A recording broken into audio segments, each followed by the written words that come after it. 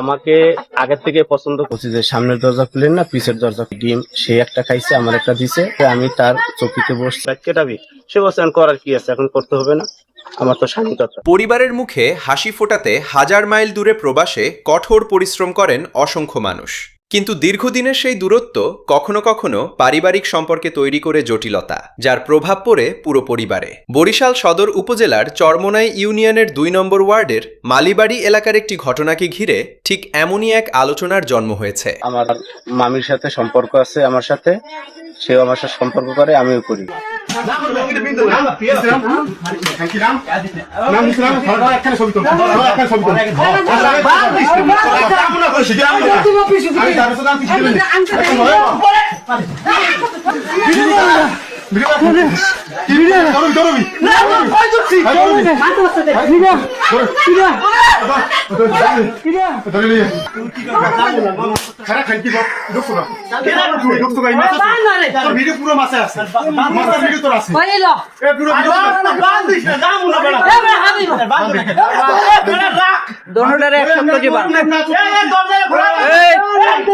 স্থানীয় সূত্রে জানা যায়, এক প্রবাসীর স্ত্রী ও তার ভাগিনা রুবেল মোল্লার মধ্যে দীর্ঘদিন ধরে ঘনিষ্ঠ সম্পর্ক ছিল বলে অভিযোগ রয়েছে। এলাকাবাসীর দাবি, বিষয়টি নিয়ে আগেও একাধিকবার সতর্ক করা হলেও পরিস্থিতির কোনো পরিবর্তন হয়নি। অবশেষে ঘটনার দিন গভীর রাতে দুজনকে একসঙ্গে দেখতে পাওয়ার দাবি করেন স্থানীয়রা।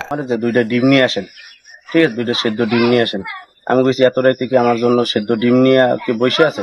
পলাশের দোকানে সেদ্ধ ডিম বিক্রি করে, ঠিক আছে, আমি আরে ফোন দিয়ে আমি জানাবো। আমি বলছি ঠিক আছে, আমি দোকানের দিকে যাইতে আসি, দুইটা ডিম আমি নিয়ে আসতেছি, আমি কিন্তু ঘরে ঢুকবো না। সে বলছে ঘরে ঢোকা না ঢোকা এটা পরেরটা পরে, আগে নিয়ে আসেন। পরে আসছে, আনার পরে রাস্তায় ফোন দিছি যে জালনা খুলেন, ঠিক আছে, আমি জালনা দিয়ে দেবো। সে বলছে যে জালনা দিয়ে না, আপনি ঘরে আসেন। সে আমার ভয় দেখাইছে যে আমি ওড়না লাগাবো, ঠিক আছে। এরপরে আমি কইছি, তারপরে আমি একটু নরম হয়ে গেছি।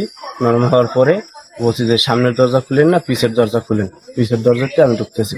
ঢোকার পরে এই ডিম সে একটা খাইছে, আমার একটা দিছে, আমি তার চকিতে বসছি। এরপরই ঘটনাটি এলাকায় ছড়িয়ে পড়ে এবং ব্যাপক চাঞ্চল্যের সৃষ্টি হয়। অভিযুক্ত রুবেল মোল্লার দাবি, তিনি নিজের ইচ্ছায় নয়, বরং তার মামির প্ররোচনায় এই সম্পর্কে জড়িয়ে পড়েন। তার ভাষ্যমতে, ঘটনার দিন তাকে 2টি সেদ্ধ ডিম নিয়ে আসতে বলা হয়। প্রথমে তিনি ঘরে প্রবেশ করতে রাজি না হলেও পরে বিভিন্ন কথাবার্তার এক পর্যায়ে বাড়ির পেছনের দরজা দিয়ে ভেতরে প্রবেশ করেন। আমাকে আগের থেকে পছন্দ করে। আমি যখন ঢাকা থেকে বাড়িতে আসছি তখন আমার চেহারা শান্তি ভালো ছিল, ড্রাইভিং চাকরি করি। ওই থেকে তার আমি ক্রাশ ছিলাম, এতে সে বলতে পারে না, পড়তে পারে না। তখন আমার বউ আমার কাছ থেকে অসুস্থ হয়েছে, বাচ্চা হবে, তার বাপের বাড়ি গেছে। এরপর থেকে সে আমার বাড়িতে, আমার মা নিজে বলতো যে তোর কোনো কাম কাজ নেই, তুই এখানে বসো, তোর মাইয়ে পোলা আছে, তোর সংসার নেই। ও মাইয়ে পোলা মোবাইল দেখে বা টিভি দেখতেছে, ভাল লাগে না, এই জন্য এসে বসে রয়েছে। যে আমার জামাইকে আমি বিদেশ যাইতে না বলছি, তারপরে সে বিদেশ গেছে, এখন তারে আসতে বলি, সে আসে না কেন? এর বলে বিচারক বলছে যে আসে না, এই জন্য বাগনের কাছে তুই কেটাবি। সে বলছে করার কি আছে, এখন করতে হবে না। এরপরই স্থানীয়দের হাতে তারা ধরা পড়েন বলে দাবি করেন তিনি। রুবেল আরও অভিযোগ করেন, এরও আগে থেকেই তার মামি তাকে পছন্দ করতেন এবং বিভিন্ন সময় তার বাড়িতে যাতায়াত করতেন। এমনকি তার পরিবারের সদস্যরাও বিষয়টিকে প্রথম দিকে স্বাভাবিকভাবেই নিয়েছিলেন বলে তিনি দাবি করেন। তবে এসব অভিযোগের বিষয়ে অপরপক্ষের বক্তব্য সমানভাবে গুরুত্বপূর্ণ বলে মনে করছেন স্থানীয়রা। আমার তো স্বাধীনতা, ওনাকে কেউ মারে নাই, ধরে নাই, কেউ কিছু করে নাই, ওনাকে কেউ কিছু করে নাই। তাকে তখন আমার গলামালা দিছে, তখন আমি বলছি আমি একলা কেন জুতার মালা করবো, আমি নিজে তাকে জুতার মালা পরাবো। সে আমাকে আজকে এই বিপদে ফালাইছে। তখন বিচারকটা বলছে তুমি কেন ওর জুতার মালা দিতে যাও, আমরা এটা করবো বিচার। তারপরে তখন আমি তেরামি করছি যে না, আমারও যদি বিচার হয় তারও বিচার হবে, তাকে মালা পরাতে হবে। তখন জুতার মালা তাকে গলায় দিতে সময় এই বিচার জুতার মালা পরাইছে। ধরা হয়েছে আমাকে 12টার পরে। ইসলামের 3টা সই নিয়েছে, ইসলামের সই দিয়ে বলছে। ঘটনার পরদিন সকালে এলাকার গণ্যমান্য ব্যক্তি ও মুরব্বীদের উপস্থিতিতে একটি সালিশি বৈঠকের আয়োজন করা হয়। সেখানে উভয় পক্ষের বক্তব্য শোনা হয়। রুবেলের দাবি, ওই বৈঠকে তার মামি স্বীকার করেন যে দীর্ঘদিন স্বামী বিদেশে থাকায় তিনি একাকিত্ব অনুভব করছিলেন। তবে এ বিষয়ে স্বাধীনভাবে কোনো মন্তব্য করেননি সংশ্লিষ্ট অন্য পক্ষ। যে তুমি শনিবারের মতো টাইম, শনিবারের ভিতরে তুমি এলাকা ত্যাগ করা, এই দেশে থাকতে পারবে না। আমার আর কোনো বিচার করতে হয় তাও করুক, কিন্তু আমি এলাকায় থাকতে চাই। এলাকা সাইডে আমি যাইতে চাই না। আমার মা বৃদ্ধ, আমি গেলে আমার মার আবার মানুষের দুয়ারে দুয়ারে কাজ করা লাগবে, এবং আপনার ভিক্ষা করা ছাড়া উপায় নেই। আমার মার বুড়ো বয়স।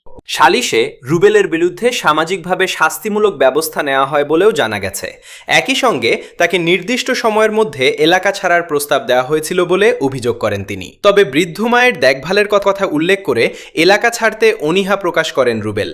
তার দাবি, তিনি অন্য কোনো শাস্তি মেনে নিতে প্রস্তুত থাকলেও নিজের জন্মভিটা ছেড়ে যেতে চান না। এদিকে সালিশে আরও একটি সিদ্ধান্তের কথা উঠে আসে।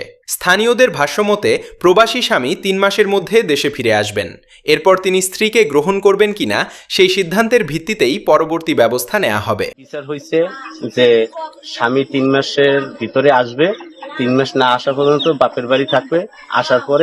স্বামী আসার পরে স্বামী যদি গ্রহণ করে তাহলে এই বাড়ি আসবে। ততদিন ওই নারী তার বাবার বাড়িতে অবস্থান করবেন বলেও সালিশে আলোচনা হয়। রুবেলের আরও অভিযোগ, সম্পর্ক গড়ে ওঠার পর বিভিন্ন সময় তিনি ওই নারীর জন্য বাজার সদাই, পোশাক এবং অন্যান্য প্রয়োজনীয় জিনিসপত্র কিনে দিয়েছেন। এমনকি একাধিকবার অর্থ সহায়তাও করেছেন বলে দাবি করেন তিনি। তার ভাষ্যমতে এসব খাতে উল্লেখযোগ্য পরিমাণ অর্থ ব্যয় হয়েছে।